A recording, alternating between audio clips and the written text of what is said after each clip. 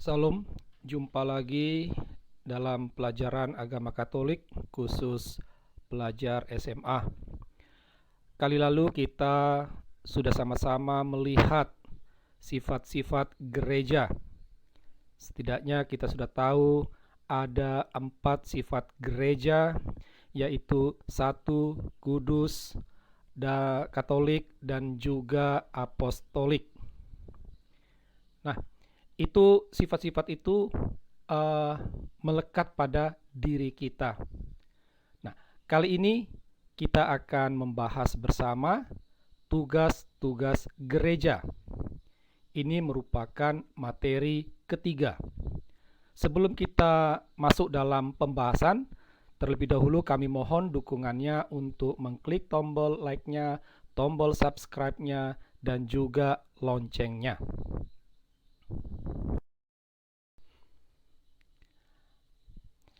Pada pertemuan lalu kita sudah mendapatkan pemahaman bahwa yang dimaksudkan gereja di sini bukanlah gedung atau rumah ibadat. Gereja itu adalah kita, ya, umat Allah, saya dan juga kalian. Nah, oleh karena itu bisa dikatakan tugas gereja itu berarti tugas kita, tugas saya dan juga kalian. Tugas ini melekat pada setiap umat karena baptisan. Jadi setiap orang yang sudah menerima sakramen baptis, dia terikat dengan tugas gereja. Nah, karena baptisan ini, kita bersatu dengan Kristus. Dan kesatuan itu membuat kita ambil peranannya. Mengambil 3 peran Kristus, yaitu imam, nabi, dan raja. Berangkat dari 3 peran Kristus ini, maka tugas gereja yaitu menguduskan, mewartakan, menjadi saksi Kristus, membangun persekutuan, dan melayani. Kita akan lihat bersama-sama satu persatu. Yang pertama, gereja yang menguduskan. Ada banyak sarana dari yang disediakan gereja untuk menguduskan. Yang jelas, tugas gereja menguduskan ini terarah kepada 2 sisi. Sisi pertama adalah diri kita sendiri, dan sisi yang kedua adalah keluar orang lain. Jadi, tugas gereja menguduskan berarti kita menguduskan diri kita sendiri dan juga menguduskan masyarakat dunia kita. Nah, sarana yang dapat dilakukan adalah yang pertama, doa. Doa seperti yang biasa yang kita lakukan. Doa itu berarti kita berkomunikasi dengan Tuhan. Tuhan itu adalah kudus. Ya, kalau kita berkomunikasi dengan yang kudus, maka secara tidak langsung kita sedikit menerima kekudusan darinya. Ya. Nah, ini yang harus kita lakukan. Yang kedua adalah sakramen. Sakramen ini merupakan tanda keselamatan Allah kepada manusia. Dalam gereja kita, Yesus itu dilihat sebagai tanda keselamatan Allah. Yesus adalah wajah Allah, wajah kasih Allah yang begitu nyata, yang menyelamatkan. Selain itu, yang ketiga adalah sakramentali. Sakramental itu adalah tanda-tanda suci dari gereja. Wujudnya itu seperti ibadat atau pemberkatan. Pemberkatan misalnya berkat rosario, berkat rumah, ibadat arwah, berkat kitab suci, berkat ibu hamil. Ini merupakan sakramentali. Keempat, devosi. Devosi itu sifatnya sukarela. Tujuannya menguatkan iman. Devosi misalnya devosi kita kepada Bunda Maria lewat doa rosario atau devosi kepada kerahiman ilahi. Sarana yang kelima yaitu puasa dan mati raga. Puasa dan mati raga ini dilakukan ya untuk tujuannya bukan untuk alasan ekonomis atau alasan kesehatan, tetapi kita mau menyatukan penderitaan kita dengan penderitaan Kristus dan sesama. Jadi ini ada unsur solidaritas. Di sini kita dapat menyucikan, dapat menguduskan diri kita. Tugas yang berikut adalah gereja mewartakan. Dasar dari tugas ini itu adalah perintah Yesus dalam Injil Markus bab 16 ayat 15 sampai 16. Yesus berkata, "Pergilah ke seluruh dunia, beritakanlah Injil kepada segala makhluk. Siapa yang percaya dan dibaptis akan diselamatkan, tetapi siapa yang tidak percaya akan dihukum." Nah, apa yang diwartakan? Ya, inti pewartaan itu adalah Yesus. Yesus sebagai wajah kasih Allah. Dan kita mewartakan juga apa yang diajarkannya. Ini yang harus kita wartakan. Siapa sasaran pewartaan kita? Itu adalah orang yang belum menerima Yesus atau orang yang salah paham tentang Yesus. Ya. Di sekitar kita masih ada orang yang salah paham tentang Yesus. Ya.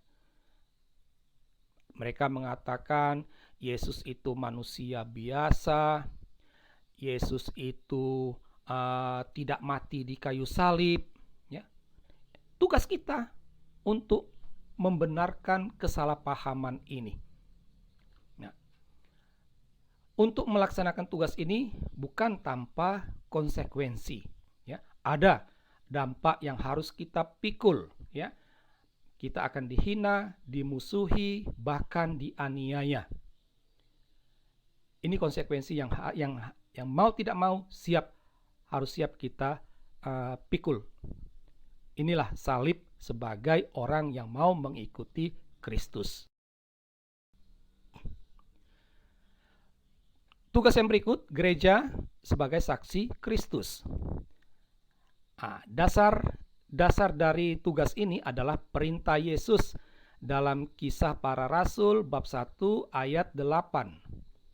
"Kamu akan menjadi saksiku di Yerusalem dan di seluruh Yudea dan Samaria dan sampai ke ujung bumi." Ini dasar.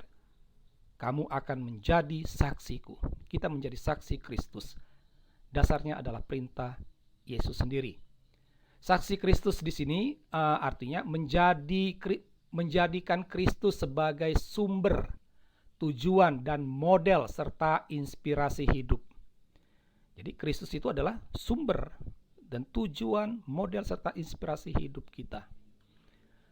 Nah, bagaimana bentuk dari saksi Kristus ini?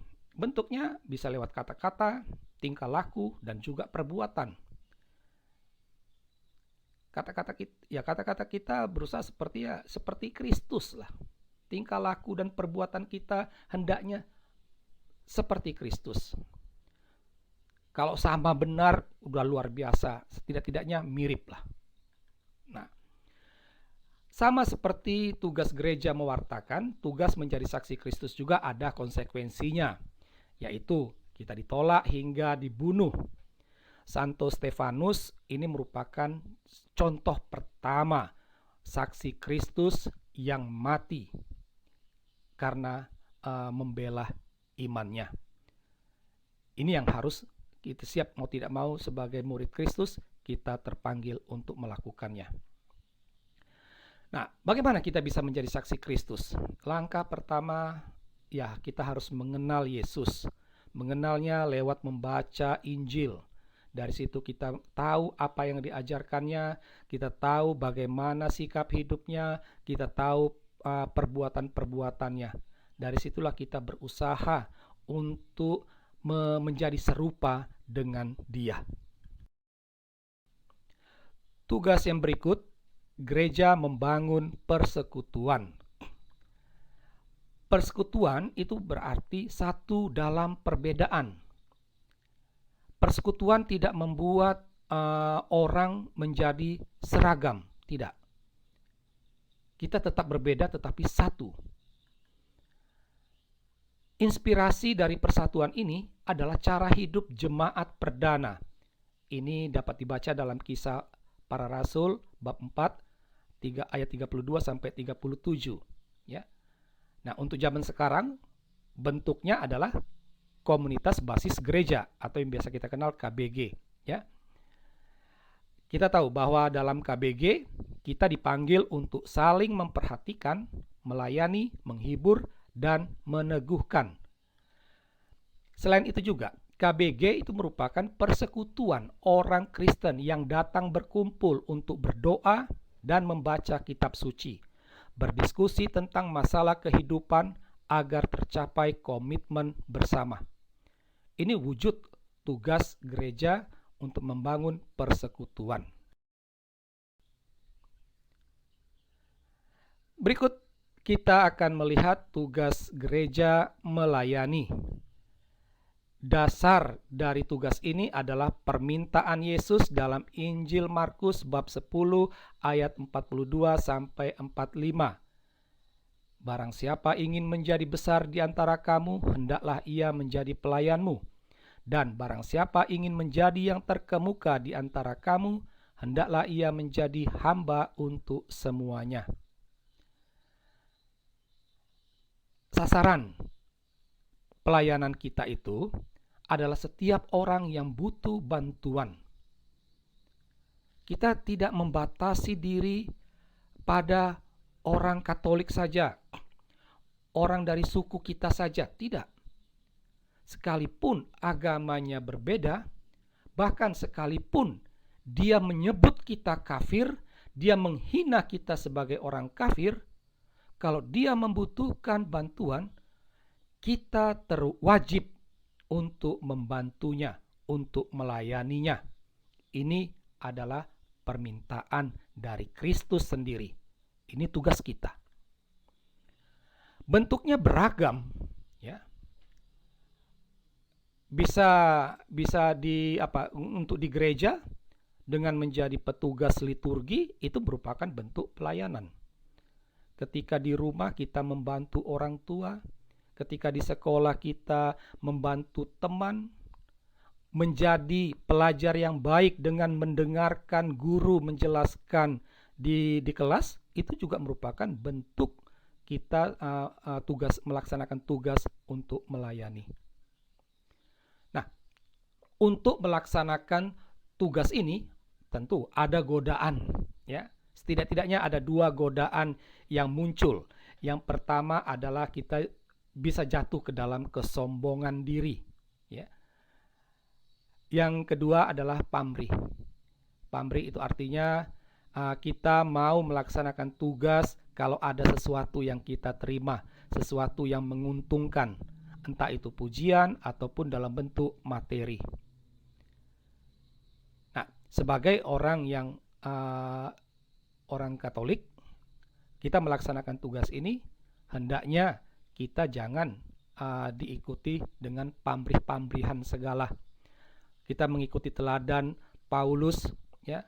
Upahku adalah aku melakukan ini tanpa diberi upah. Dasar perkataan Paulus ini adalah pernyataan Yesus. Kamu telah menerima dengan cuma-cuma, maka berikanlah juga dengan cuma-cuma.